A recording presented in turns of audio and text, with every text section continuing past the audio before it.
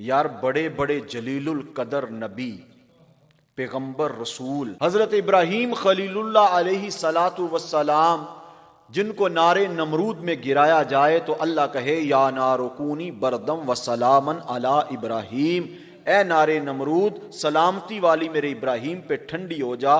وہ نار گلزار بن جائے ابراہیم کے جاتے ہوئے، وہ معراج کی رات میرے نبی کے پیچھے کھڑے۔ حضرت اسماعیل علیہ الصلاۃ والسلام، جن کے گلے پر چھری چلتی ہے، رب کے حکم سے چھری رک جاتی ہے، جنت سے مینڈا آتا ہے، وہ ذبح ہوتا ہے، وہ اسماعیل جن کی قربانی پر جنت سے مینڈا آئے، وہ اسماعیل علیہ السلام میرے نبی کے پیچھے کھڑے ہیں۔ وہ حضرت موسیٰ علیہ الصلاۃ والسلام، جس کے سامنے جادوگر آئیں اور وہ رسیاں پھینکیں، وہ رسیاں سانپ بن جائیں، حضرت موسیٰ علیہ الصلاۃ والسلام اپنا عصا پھینکیں، وہ اژدہا بن جائے اور تمام سانپوں کو کھا جائے، وہ موسیٰ پیچھے کھڑے ہیں۔ حضرت عیسیٰ علیہ الصلاۃ والسلام جیسے، جو کہتے تھے اللہ کے حکم سے کھڑا ہو جا، مردہ زندہ ہو جاتا، مادرزاد اندھا ٹھیک ہو جاتا، غیب کی خبر دیتے تھے، وہ پیغمبر پیچھے کھڑے ہیں، میرا نبی آگے کھڑا ہے۔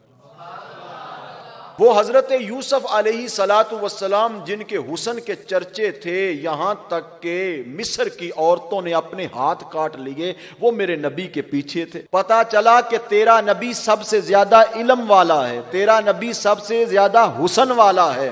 حسن یوسف دم عیسیٰ ید بیضہ داری، آنچ خوباں ہما دارت تو تنہا داری۔ کہ آپ اگر اپنے نبی کی شان کو دیکھنا چاہتے ہو تو تمام نبیوں کی شانیں جمع کر لو، ان میں حضرت آدم صفی اللہ بھی ہوں، حضرت عیسیٰ روح اللہ بھی ہوں، حضرت موسیٰ کلیم اللہ بھی ہوں، حضرت ابراہیم خلیل اللہ بھی ہوں، حضرت اسماعیل ذبیح اللہ بھی ہوں، تمام شانیں اگر تم ایک ذات میں دیکھنا چاہتے ہو تو وہ ذات رسالت ماب کی ذات ہے، تو وہ ذات رسالت ماب کی ذات ہے۔ حسن یوسف دم عیسیٰ ید بیضہ داری، آنچ خوباں ہما دارت تو تنہا داری۔ اللہ حضرت کیا کہتے ہیں؟ سب سے اولا ہو والا ہمارا نبی، سب سے بالا ہو والا